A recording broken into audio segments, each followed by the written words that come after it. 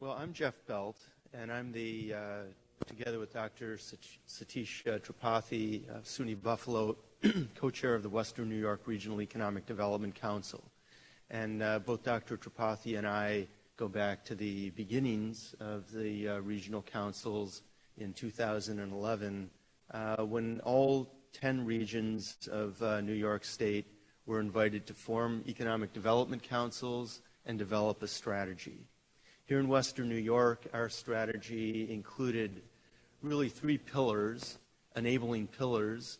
They included to foster a culture of entrepreneurship, to restore to our region that great tradition of invention and business creation, job formation, right at the grassroots and with local owners. Also to train and then retrain our workforce. As we all know, the global economy is a rapidly changing place, and the idea that you can, go to work in a factory and retire 35 or 40 years later with a gold watch is really a distant memory. Now you have to reinvent yourself every 10 years or so. So we put workforce development both for young people and for people in jobs or people struggling to place themselves in jobs as a core enabling strategy. And then finally, we adopted smart growth as a core enabling strategy, and that really puzzled a lot of people. But we looked at a couple of facts regarding our region. One is that we've lost population consistently as a region for about 40 years, but at the same time we've sprawled out over about 2/3 more land. So 10% fewer people on about 2/3 more land is a formula for rising property taxes, and of course we see that here. And we also had some good role models of smart growth communities that were able to stabilize their tax base by reinvesting in their core downtown. A couple of these would be Corning in the southern tier, and Hamburg right here in Western New York with a downtown makeover about 8 years ago. That has, fundamentally remade the village of Hamburg and stabilized their tax base even before the governor applied his 2% property tax cap. So, an important role model to look at, I think. The other reason that we adopted smart growth, and what you'll find at Empire State Development now is that they too have adopted the Western New York Economic Development Strategy as a strategy for economic development statewide, but they've added another word, placemaking. Placemaking is important because what we're finding is that more and more people, young and old, prefer to live in a community that is what we would call traditional in the 1920s sense of the word, pre-automobile domination. Communities where you can live in your downtown, where you can walk to work, where you can ride a bicycle on the street and cross the street safely without, the fear of rapidly moving cars and trucks. So placemaking has been described by Chris Lineberger, who's a senior economist at the Brookings Institute, after having retired from making his fortune building suburban housing developments for Toll Brothers. Chris Lineberger said that walkable urban placemaking is the most effective economic development strategy working in America today. And we see this again and again, that young people are attracted to well-made places, and retired people like to move back to traditional villages and city neighborhoods. And when they do this, a couple of things happen. You see more entrepreneurship because there's a greater compression of ideas. You see lower costs of providing public infrastructure and social programs. And you also see a happier electorate because they fall in love with their community and they invest in their own properties and they touch off a virtuous cycle of investment and reinvestment and appreciation for the place where they live. So, again, fostering a culture of entrepreneurship, workforce reinvestment, and smart growth now with placemaking.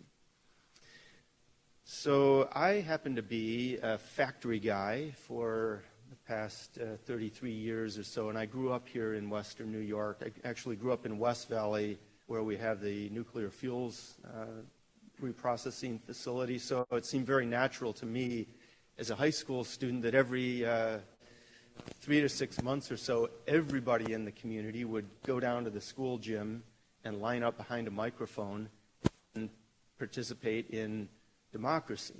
And what we were doing, of course, was wrangling over what to do with the nuclear fuels facility. I didn't know it, but what I was experiencing back then was a public process. And a public process is very important if you're going to initiate smart growth. So the reason I mentioned that I'm a factory guy is because you wouldn't expect that an engineer and a factory guy would be as passionate as I am for community development and placemaking. But I guess it's a bit in my blood from my childhood. And I also see that if I want my factory to succeed, where we also have product development and customer service, I need to be able to attract and retain really talented people. And they're attracted to made places, and they're attracted to the opportunity to participate in public process.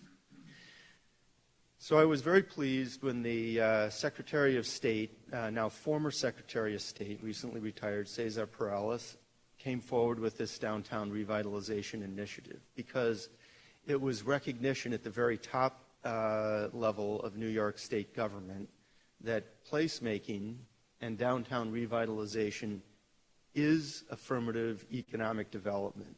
This is not just a social program. It's not just community development, as if community development should have the word just placed in front of it. But we are an economic development council. And what the top tier of New York State government is saying is what we asserted in our initial strategy, that placemaking and downtown renewal in cities and in villages is core to our sustainable economic renewal. Now, this project is intended to accelerate progress already made in downtowns in all of the regions with a bold $10 million 5-year initiative to provide state funding and technical support that will leverage additional private and other government sources, such as federal funding. And every region is going to be able to put forth one candidate to receive this award. And you are all representing many of our cities and villages and city communities in Western New York. So you're wondering, well, how is this going to work out? Because there are going to be there's going to be one winner and a bunch of non-winners, presumably. Well, I don't want you to think of it that way. I want you to work hard to win this award. If you do, you'll become our region's role model for smart growth and placemaking success. But if you don't win this award, you'll still have the plan that you need for a steady stream of consolidated funding applications year after year. And frankly, I think you can come pretty close to the $10 million award by simply writing good CFAs every year. We're very much looking for more downtown and community building projects that we can identify as priorities for our regional council. So that's my way of saying that there will not be any losers from this initiative. There will only be winners, and of the winners, there's going to be, one that will carry the banner for the Downtown Revitalization Initiative and become our region's role model for downtown renewal. So that's about it for me for an introduction, but I would invite your questions right now if you have any of me. Otherwise, I'll turn it over to Mike Ball, and he'll start unpacking the details of the program and the process. Anything for me? Thanks, Mike.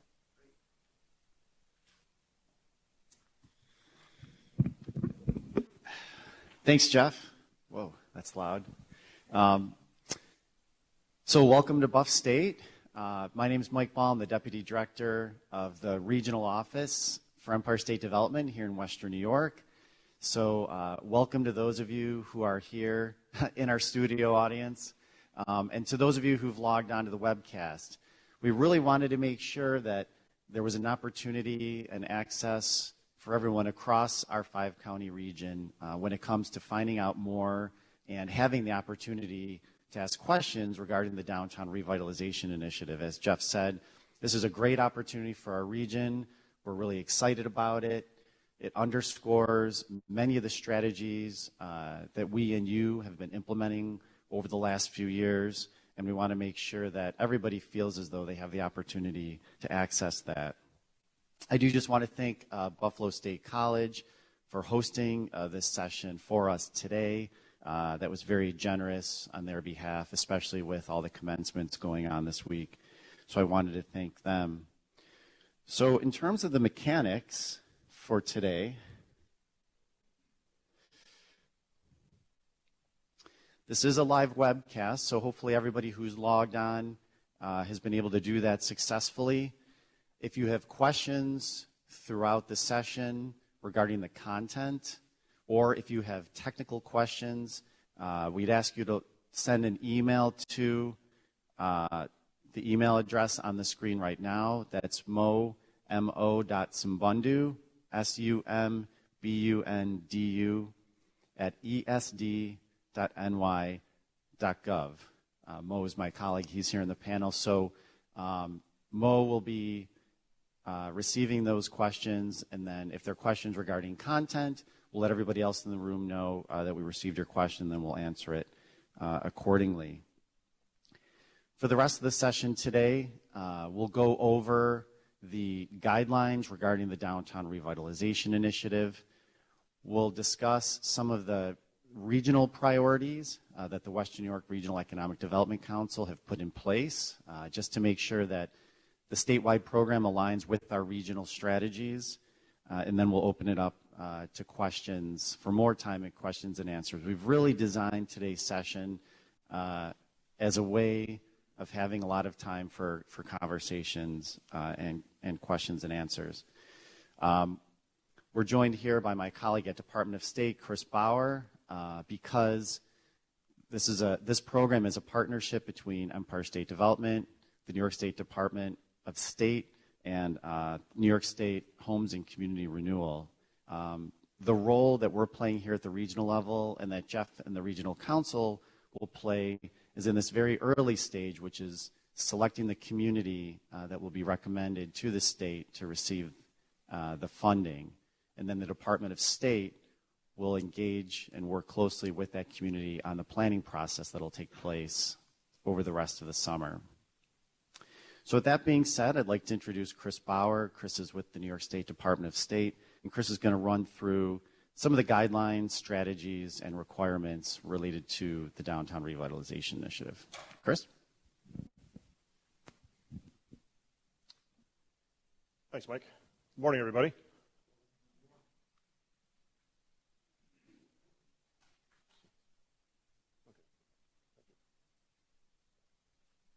Okay. On April 7th, after budget passage, we officially launched the Downtown Revitalization Initiative at the REDC Leadership Conference in Syracuse. Today I'm going to describe what the governor has said he wants this initiative to look like and to go over the program details. I'll also touch on the role of the REDCs, communities, and state planners, as well as the criteria that will guide selection of the downtowns.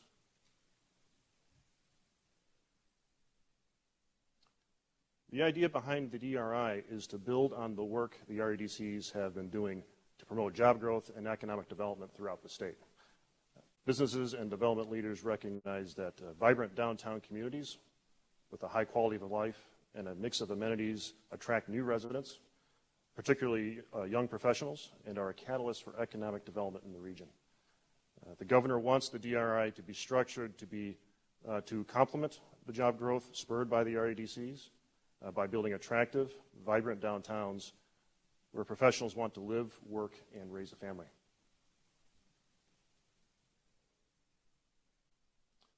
The way the program will work is that each REDC will nominate one downtown. Each downtown will be the focus of $10 million of concentrated funding, with up to $300,000 in each region for outside consultants that the state will engage to develop strategic plans. The bulk of the awards will go to implementation funding. That includes up to $500,000 of the $100 million for projects furthering the goals of the Healthy Foods, Healthy Communities Initiative to provide healthy and affordable food markets in underserved areas. In addition, there will be a priority funding for the CFA for projects that advance the goals of the DRI in selected downtowns and other areas. So that's $100 million of state investment directly in the DRI plus CFA funding.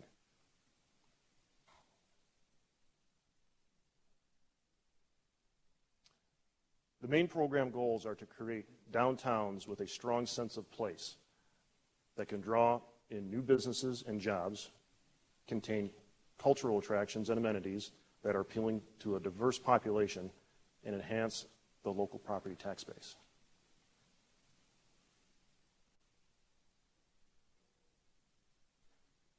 To reach this goal, each downtown will be assigned an expert planning firm to help build their strategic investment plan to achieve the goals of the DRI and identify projects to implement the plan. The firms we are commissioning for this program have done exciting work in this area with experience in revitalization projects throughout the state and across North America. Places like Brooklyn, Troy, and Buffalo, and also Seattle, Boston, and Toronto.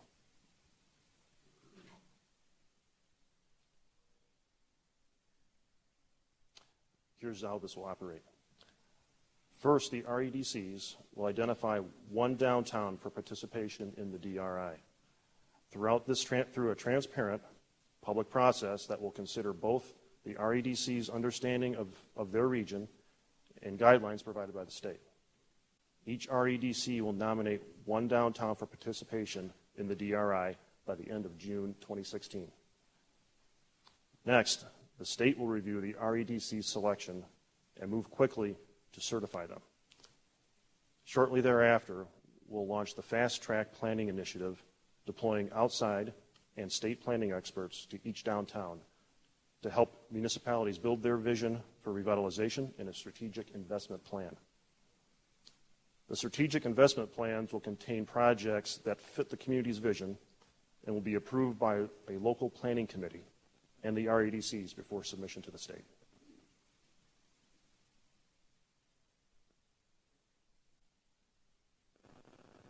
We've asked the REDCs to consider holding public outreach meetings and use other public feedback tools as appropriate in that region to discuss the initiative and make sure that all interested municipalities are aware of this opportunity as they think about the downtowns that are right for this type of investment.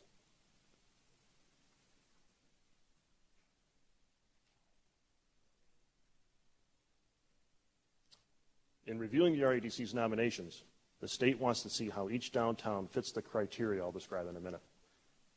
So based on that criteria, the REDCs will have been provided with a template to build their selection that allows the REDC to describe the downtown and explain why it should be selected for a DRI award.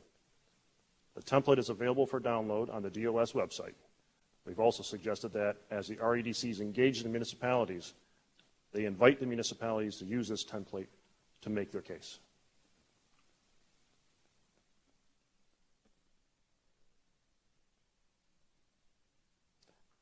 After the REDCs have gathered submissions through a public process, they will review the submissions against the 7 main criteria and any additional criteria, the local criteria they deem important. In the end, they'll be looking for a downtown neighborhood that's ripe for development and that has seen some job growth and that will be able to leverage state funding for private investment.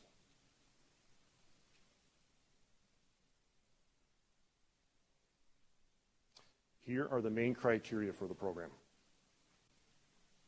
I'll go through each individually, but the main idea is that downtown should be well-defined, have a sufficient population to support growth, the potential to leverage state funding for other investments, show recent or impending job growth, characteristics that increase livability, policies that can advance development, and robust community support.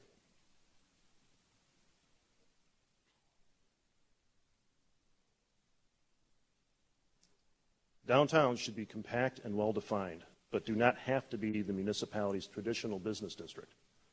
For example, district could be the focus if that area meets the other criteria.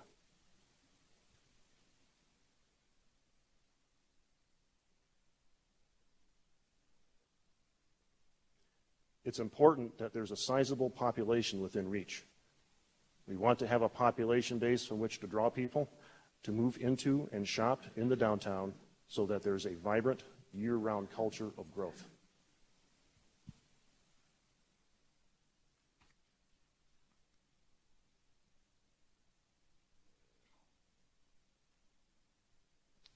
We want to make sure the investment in the DRI really builds off of recent growth and fits into regional development trends and goals. You should consider whether there are significant nearby investments, either through the REDCs or from other sources, and whether building up the downtown aligns with your vision of the region. You should also be able to point to developable properties in the downtown, anchor institutions that could be strong partners, municipal investments in the downtown, and the ability of infrastructure to support growth. And of course, smart growth principles should also be reflected.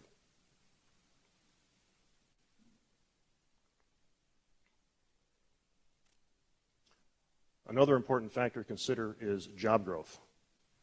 There must be recent or impending job growth within or in close proximity to the downtown. By attracting the professionals taking these new jobs to an active life in the downtown will ensure that growth will be sustainable.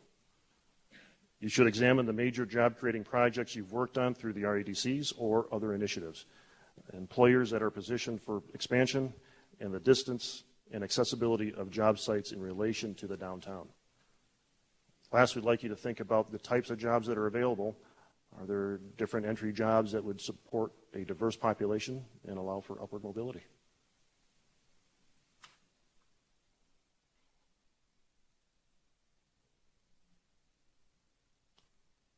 The fifth criteria really gets to the livability of the downtown.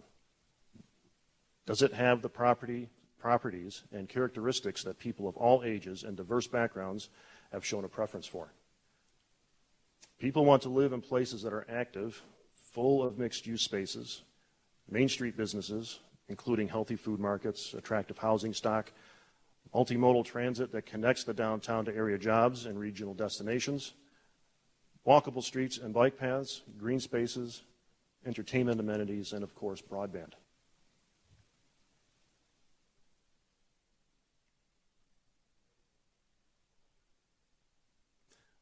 The best downtowns will be those with local governments and communities that can embrace the types of modern policies that advance downtown revitalization.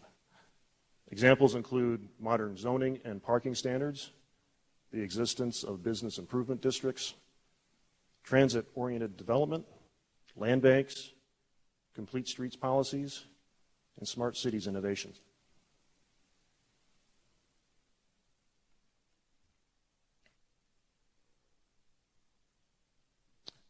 Of course, we wouldn't expect all these policies to be in place, but it's important that you select downtowns that have the local leadership necessary to move policies like these forward in the future. With that in mind, the last item is significant. There must be support from the local community and its public officials. These stakeholders must be ready to move together and leverage their assets towards a common vision.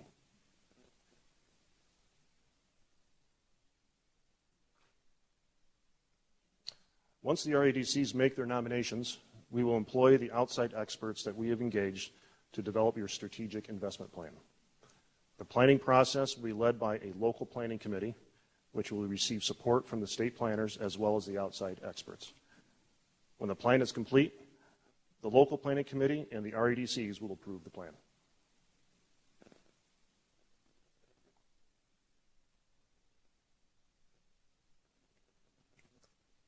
The local planning committees should include representatives from a number of these groups, businesses, and organizations.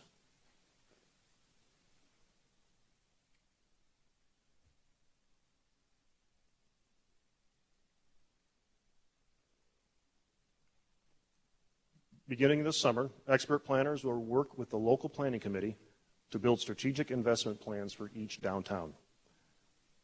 While each strategic investment plan will be individualized according to the unique assets and opportunities present in the downtown, the ultimate goal for all the creation of is the creation of an active, livable downtown with a strong sense of place.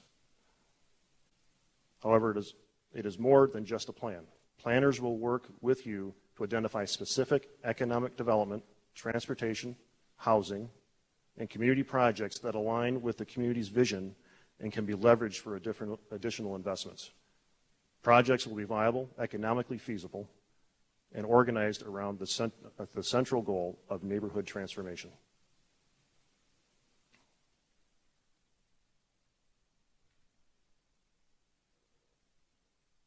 You have now until the end of June to nominate a downtown and make your submission to us. Shortly after your nominations, we will begin the planning process with outside and state planning experts. These experts will work with the local planning committee to build a community vision and identify potential projects. Thank you. I'd like to turn it back over to Mike Ball and to wrap up the session. Great. Thanks, Kris.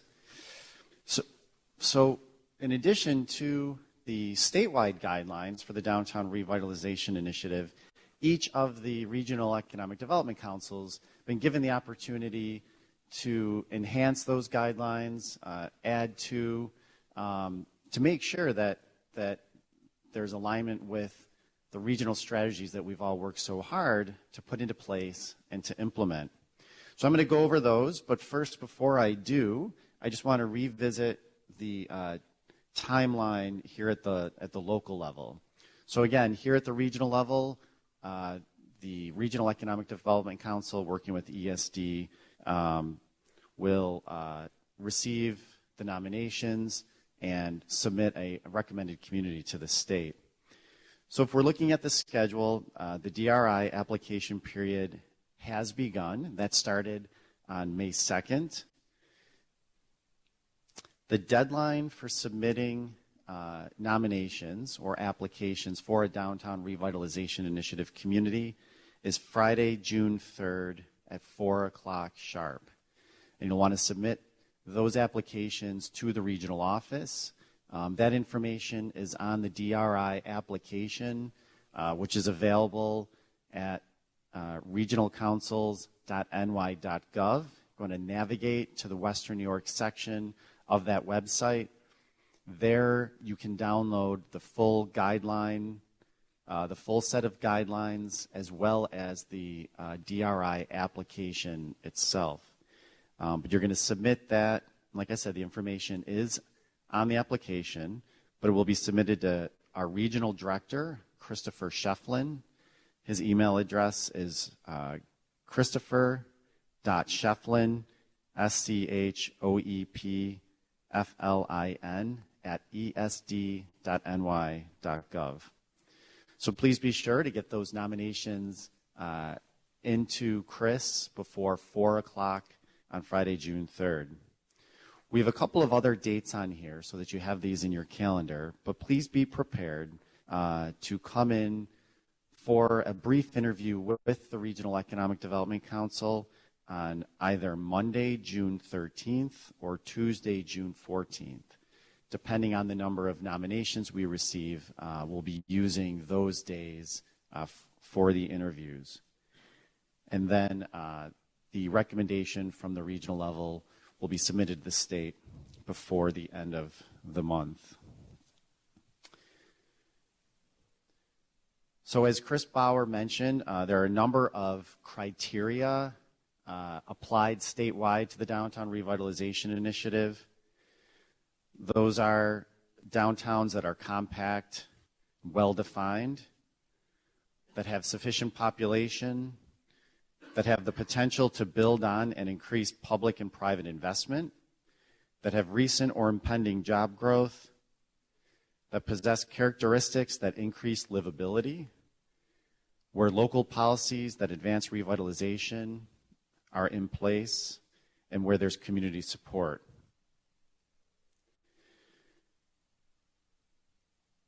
So in an effort to underscore some of those, enhance them, and make sure that we're in alignment with our regional strategies, the Western New York Regional Economic Development Council have put the following additional criteria in place. You've heard me talk a lot about alignment with the strategies, and I'm going to go over those briefly in a second. But just like every application that comes in through the consolidated funding application, or that's reviewed by the state agencies at the regional level, we ask that your proposal demonstrates alignment with the regional strategies and project criteria in the Western New York Strategy for Prosperity. If you're not familiar with that document, that's also available on the Western New York REDC website for download and reference. High population density, just like the DRI statewide guidelines, is going to be important. We're asking that you demonstrate the opportunity for revitalization that will create a diverse, inclusive, and vibrant community. That you establish high impact leverage or matching funding with target area. Communities that can demonstrate readiness and a commitment at the local level with regard to investments that can be leveraged or matching funds that are available. And then lastly, communities that can demonstrate a capacity and ability to execute the strategic plan. We really want to make sure that where the investment's made, and after this great opportunity to develop the strategic plan, that the capacity is there to implement that plan and to deliver on the projects that will be outlined through the planning process. Then lastly, just to revisit the strategies. You hear us talk a lot. You've heard Jeff Belt talk about it. You've heard me talk a lot about our regional strategies. It's going to be important that you organize your proposal around those strategies. And just to revisit them, there are 3 core strategies. They are to prepare our workforce. So to what extent does your proposal help us prepare our workforce for the future? Foster a culture of entrepreneurship. And then implement smart growth. Those are the 3 core strategies. And we have a number of sector strategies. They are the advanced manufacturing, agriculture, binational logistics, energy, health, life sciences, professional services, and tourism. So we've dedicated the rest of our time together for questions and answers. We'll take questions from those of you who are in the room here with us today. And for those of you who are logged on to the live webcast, again, please send your questions to mo.sumbundu, SUMBUNDU @esd.ny.gov. Jeff Belt and I will answer questions related to the nomination or application process and the regional guidelines. Then Kris Power is here to answer any questions regarding the statewide DRI guidelines process and steps moving forward. So with that, I think we'll open it up to any questions. Yes, Greg.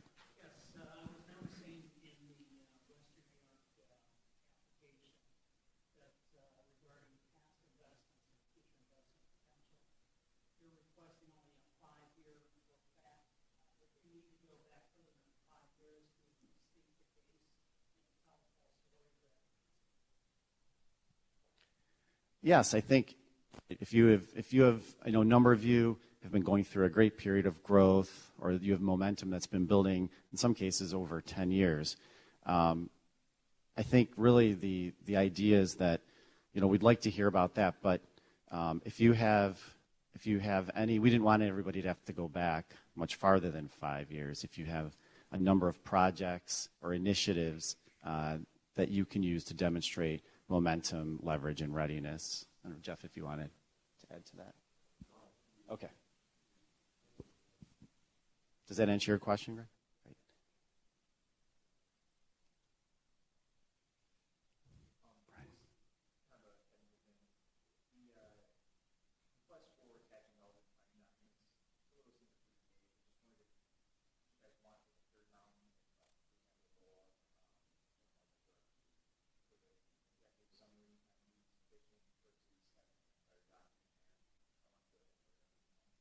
So the question was regarding attachments. Some of the documents might be large and difficult to send back and forth, whether it's a strategic plan, comprehensive plan, a BOA. If you're unable to send those to us electronically due to size, if you have an executive summary that you think would suffice, that would help us understand how what you're proposing aligns with those existing plans, then I'd say that's okay. But if you feel like it's important for us to see the larger document, send an email. You'll see in the application, Mo's contact information is in there. Then we can try to set it up another way for you to get those to us. Mm-hmm. I'll stand up here with you. As one of the people who's going to be reading these applications, I'd be very grateful if you would send your executive summaries. And then if you could further, write an executive summary of the executive summaries, that would be even better. And then the other thing that I know I like, because, I grew up on National Geographic, are pictures or renderings or maps and captions thereof, because, that will make it a lot easier for us to unpack your vision and see, where you've been and where you want to go.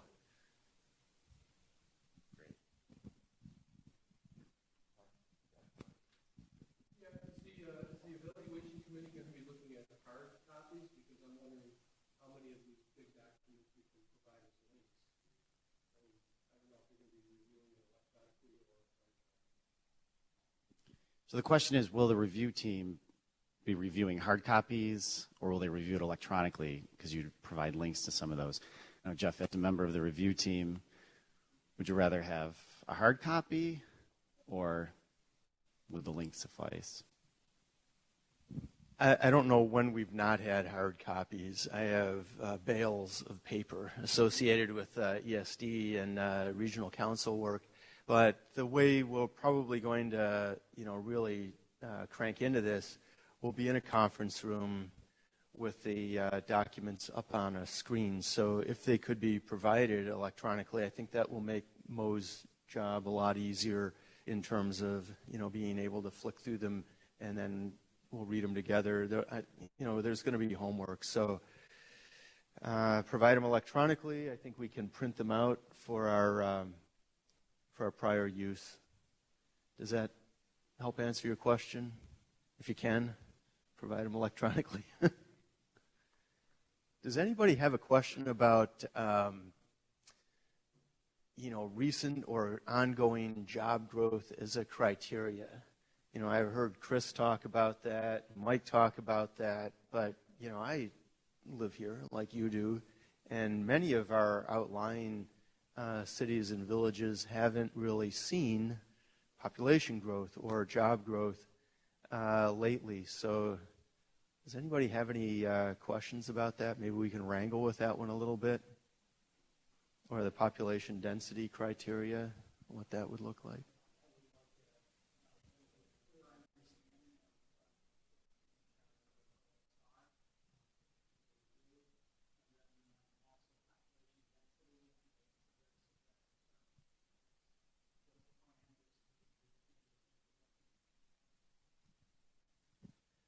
Okay, so Greg took my bait.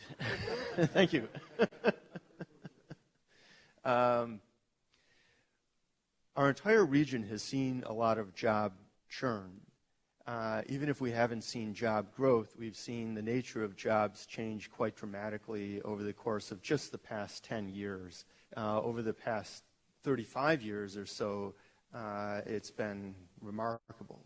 I was in Ellicottville just a few months back, and the mayor pointed out that in 1980 there were 1,400 manufacturing jobs in Ellicottville.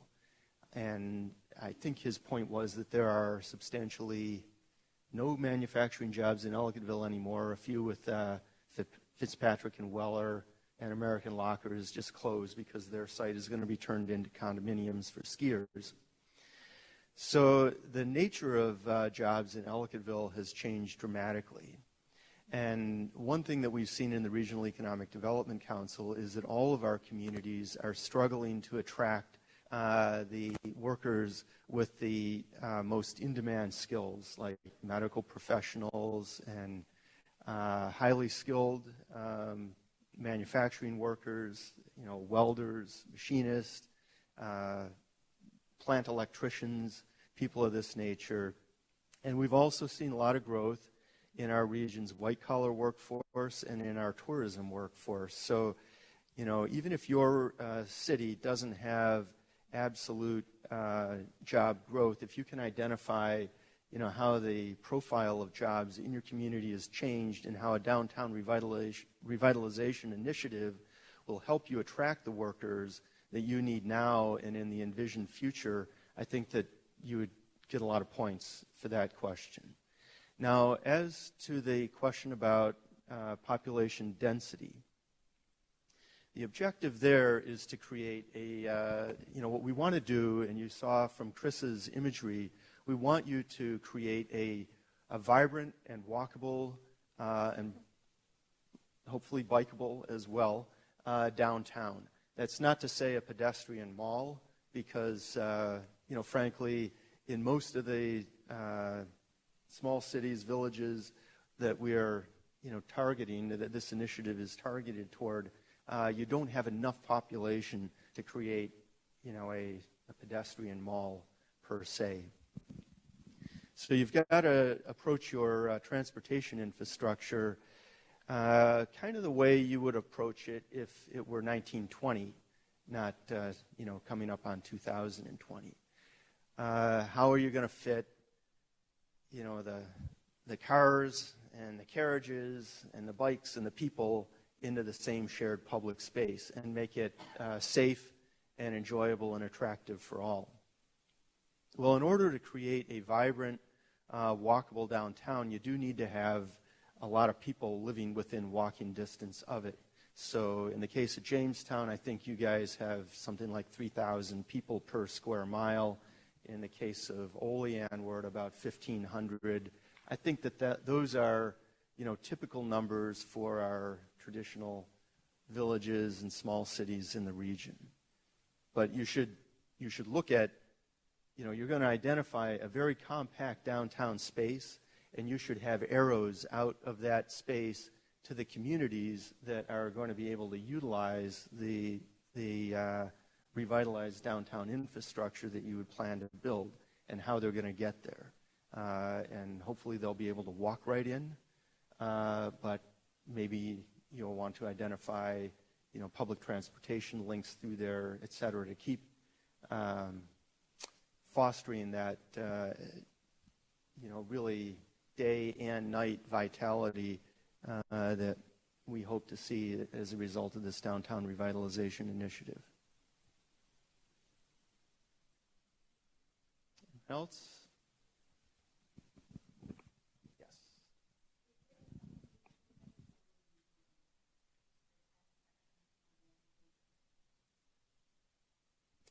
Is there a page limit for the 10 sections on the applications? Darn, we forgot to put that in there. I knew we forgot something. No, there's really no page limit.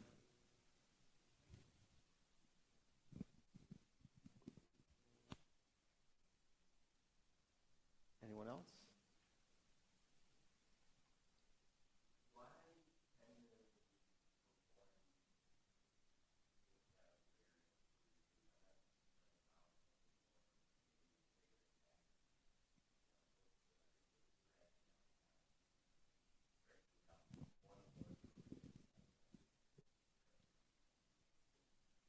I'll start, and I'll see if Kris wants to follow up. You can't break a window with a handful of sand. You need a significant stone, rock to to break through. And I think that, at the top of New York State government, in the governor's office, with the Secretary of State, they looked at, the track record of, small initiatives spread thinly, and they didn't really see the level of impact that they wanted. And they looked at some communities that have been able to, undertake a real transformation, and how they did it, and found that, they focused quite narrowly on a district, and they rallied a lot of support, both public and private, state and federal, local, and maybe county, state, and on up the line, foundation support. And so those areas, and I'll just draw your attention to a city that's not in our region so that I can be, a little bit egalitarian with respect to all of our participants.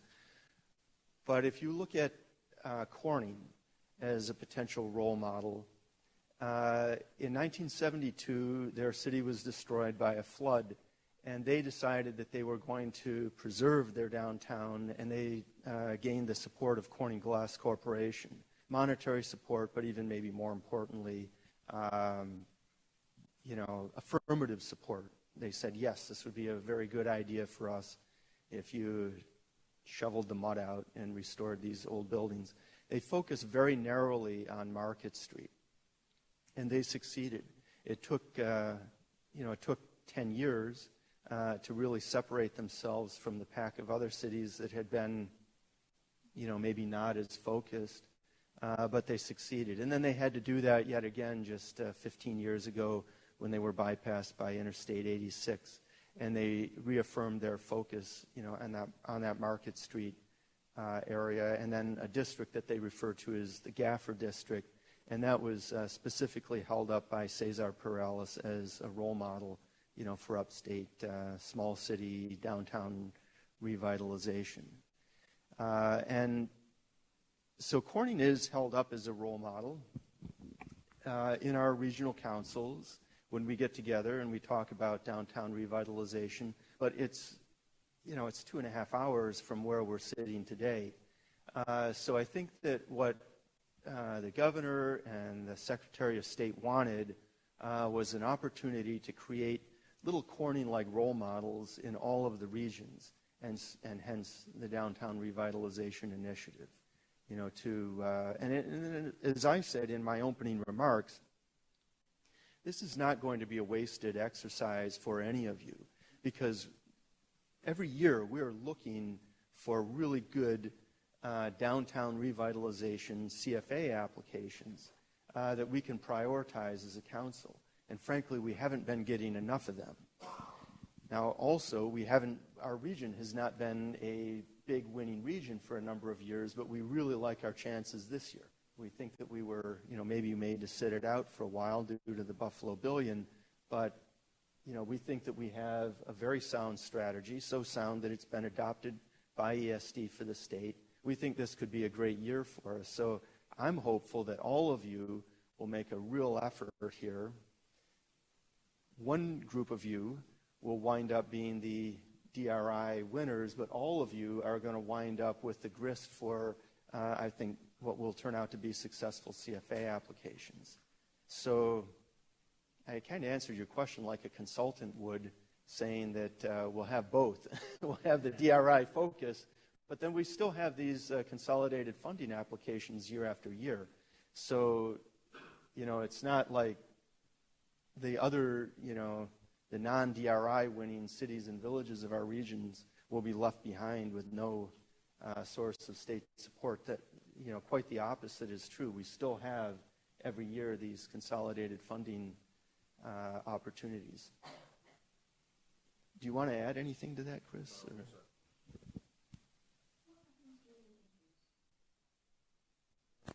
What happens during the interviews? Do you want to take a stab at that, Mike? Sure.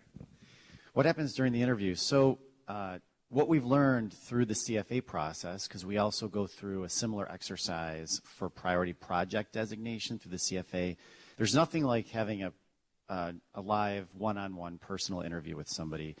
They are intended to be brief. It's really just an opportunity for us to dig a little bit deeper into and have a conversation around what you're proposing. A chance to understand the community that you've selected, maybe the investments and momentum that you're going to demonstrate in your application. So it's an opportunity for us to not vary from the questions, so there shouldn't be any surprises, but it's just a chance to dig a little bit deeper and have a conversation around your proposal.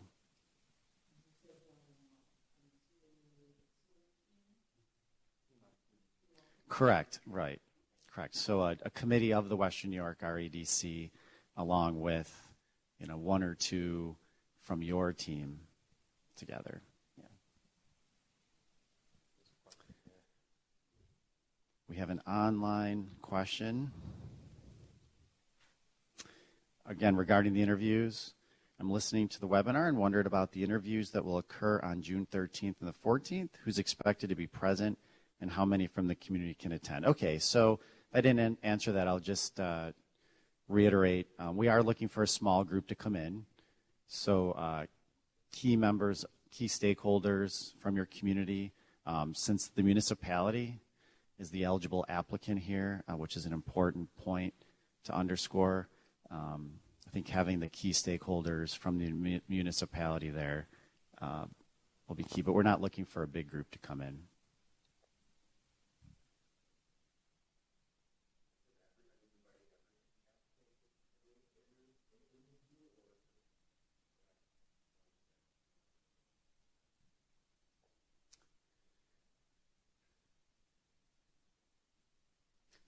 So the question is, are we inviting everybody in for an interview? I think our thinking is yes. Might depend on how many applications we receive, but that's why we've really set aside 2 days to do this. So going into the process, we'd like to bring everybody in. Of course, I guess the footnote depends on how many applications we receive and whether we can accommodate everybody, but we do have 2 days that we've set aside for this. So hopefully that gives everybody a chance to come in.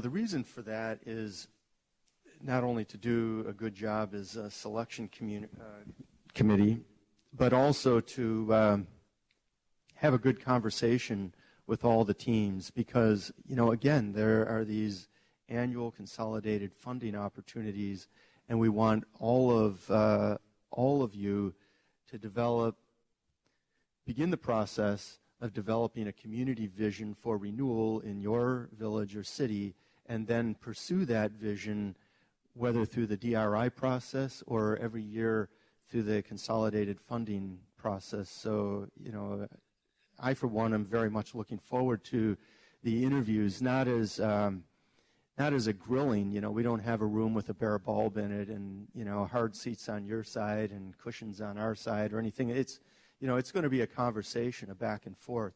It's going to be a great opportunity for us to understand what your vision is, how you've been able to rally your community toward that vision. And it's going to be an opportunity for us to learn also how to make our regional economic development strategy even more relevant for the communities beyond Buffalo.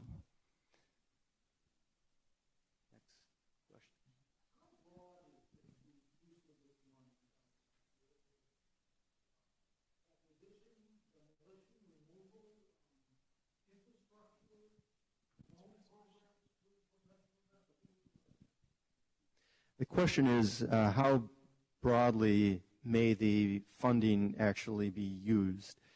Might it be used for demolition and acquisition of property, et cetera? And I'm going to hand this one over to Kris Power.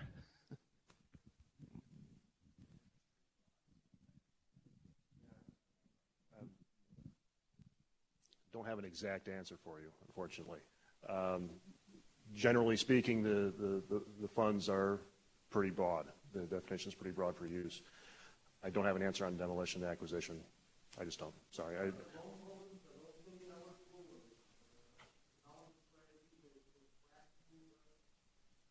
I believe so, yes. Do you know of any restrictions on it? Yeah, just to build on that. So I think what's nice about this, and why we were excited to see it come through the Department of State, is I think there's more flexibility. The funds are eligible to be used for a broader set of uses. If you're familiar with Empire State Development funding, traditionally through the CFA, our funds can only be used towards hard capital costs. So we're going into this process knowing that this is a much broader funding opportunity. You know, those projects, initiatives like you described, will be fleshed out and further developed through the strategic planning process that'll take place over the summer. But I think you should go into this with a pretty open mind and a sense that this is there's a lot of flexibility in the funding.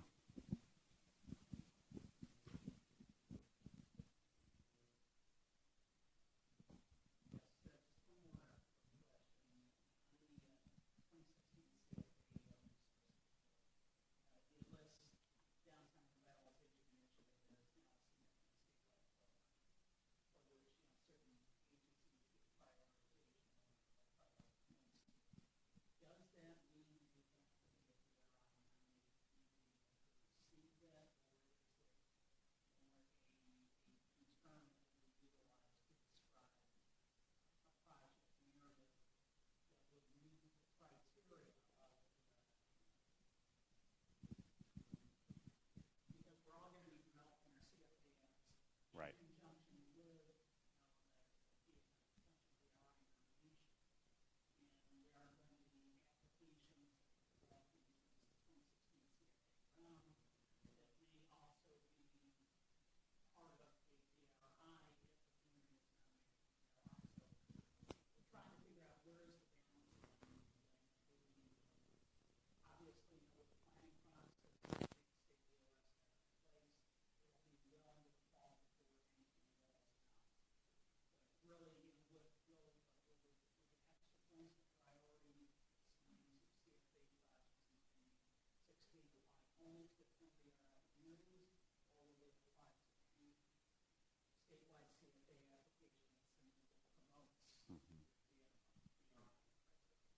Sure. Thanks, Craig. So let me try to just summarize the question. So in the consolidated funding application resource guide for 2016, there is a note regarding the downtown revitalization initiative. What we're asking of folks to do is, if you're submitting a DRI proposal, whether you're selected or not, and you have projects that you're going to highlight because you'd like to see them funded through this, knowing that some other things might get developed through the strategic planning process over the summer. But if you already have projects or initiatives that you're going to highlight in your proposal because they're priorities for you and you'd like to see those further developed through the strategic planning process or funded, we also ask that you submit those through the CFA. And then what will happen is those will get, it'll get noted that those are both DRI projects and that you're submitting them for priority status in the CFA, and they will be looked at a little more closely. So there's an overall downtown emphasis in the CFA. So what will likely happen is, I don't want to say there'll be extra points or priority, but we definitely want to see those projects highlighted as we go through the CFA review process as well. Does that answer your question?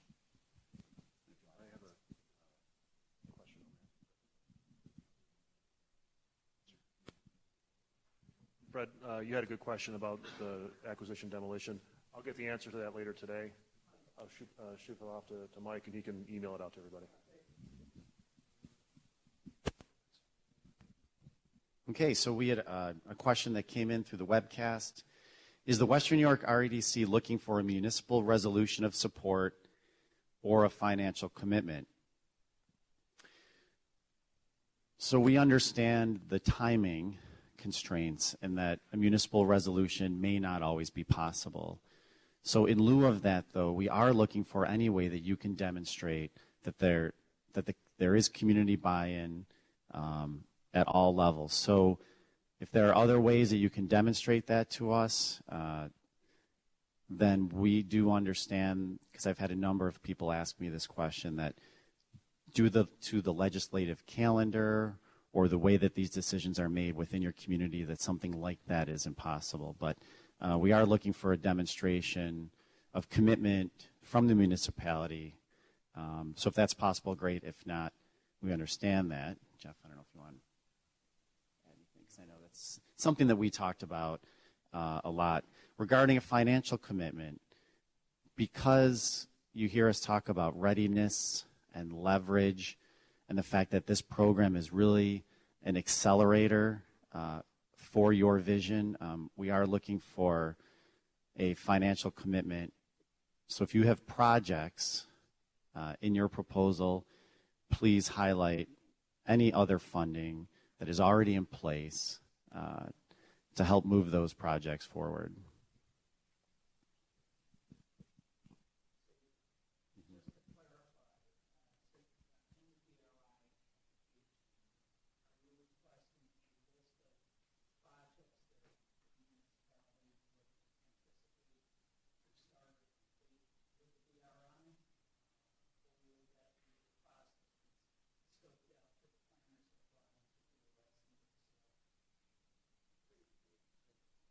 Yeah, I think it should be both. If you have projects that you would like to see accelerated through this process, you should highlight those, and you should note where there's already funding in place.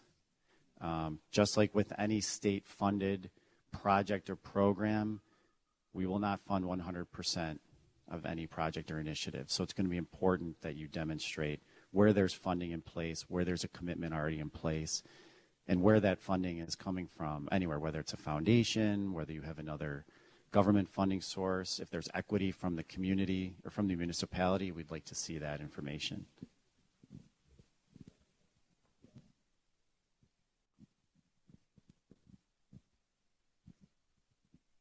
Any other questions on timeline, schedule, process? Just another plug for the CFA. I know Jeff talked about it. The CFA is currently open. Those of you who are here today might know we do have a CFA workshop taking place later here at 1:30 at Buffalo State.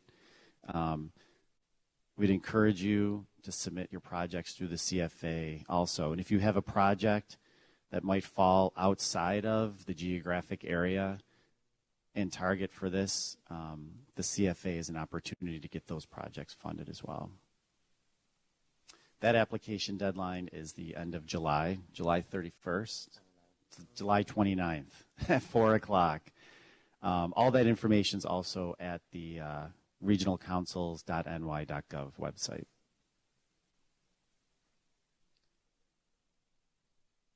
Anything else online? Closing remarks? Yeah, I'll say. I want to thank Buffalo State for providing this great facility for our meeting and our webinar. I want to thank all of you who came and all of you who are participating via the webinar. I want to thank you for your public service and your commitment to your communities and the region.